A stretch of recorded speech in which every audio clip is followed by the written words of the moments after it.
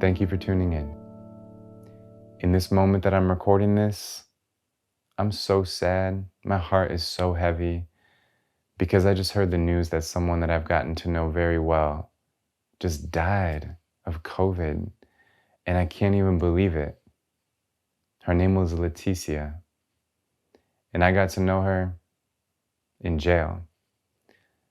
I have mentioned on this channel and on the Psychology Is podcast a few times that along with my work as a professor and a researcher, I have the opportunity to work in a jail. And I've met a wide variety of people in jail, but none quite like Leticia.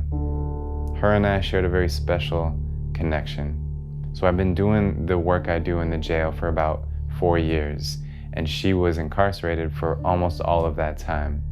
She just was released a few months ago. So we spent a lot of time together and have had just so many deep, engaging, meaningful, personal, vulnerable conversations. And she's amazing. She's hilarious. She's incredibly intelligent. She's just loving and yet tough. She's probably around 60 years old. She never told me exactly how old she was, but I know she shared a birthday with my mom, March 18th, which I always felt meaningful. When she was about 2.5 years into her sentence, she got caught with some pills that weren't hers. So she got punished for that with the extra year added on to her sentence. And I couldn't even process that. I couldn't believe it. I would not have been able to accept that if I were her. It would have maybe overwhelmed me to think that I had to do another year more than what I was expecting in jail. But she was in that situation. And once she realized that she couldn't fight it, that she couldn't control it or change it, she didn't accept it in the conventional sense. She was still pissed about it, but she never dwelled on it. I asked her, I was like, how are you able to do this? How are you able to come to terms with another year in jail? And her answer to me was, you just have to mind fuck yourself, but in a very good way. And what she meant, what she explained, was that you can't let yourself go down that dark path of negative thinking. As tempting as it is, as strong as it's pulling you in, you can't go there. You have to mindfuck yourself. You have to trick yourself almost into never starting on that path, because you'll just slip and slide all the way down to a very depressed state.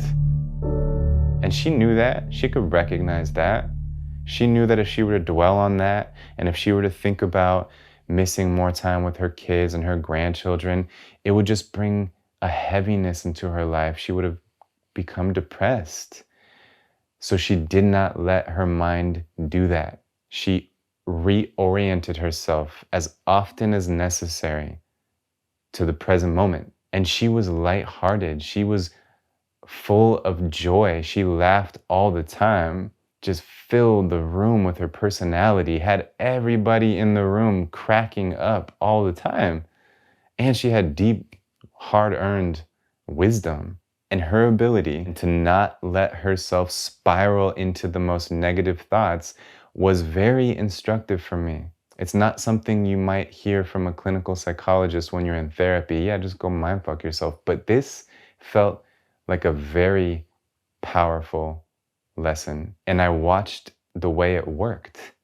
I watched the way she kind of saved herself from sulking, and the way that she was able to draw from the present moment life, energy, joy, connection. Leticia demonstrated unconditional happiness, because the conditions of her life, the conditions of her circumstances were enough to make anybody feel depressed and anxious and frustrated and stressed and angry. And sure, those emotions came up from time to time, but they never stuck.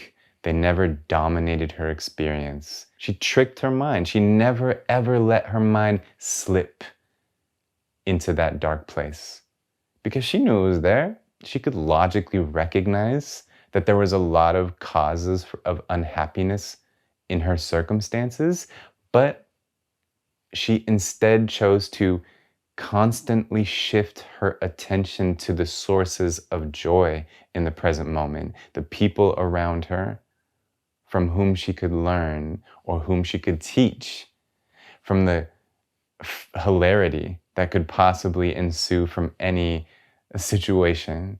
And the most important thing about all of this is that she had no idea that she was living her last days. How easy would it have been for her to just think to herself, whatever, let me just get through this and then be happy once I'm out. Most people would approach the situation like that. They would just put off happiness, put off enjoying life until circumstances got better, right? But she didn't do that. And had she done that, her final years would have sucked.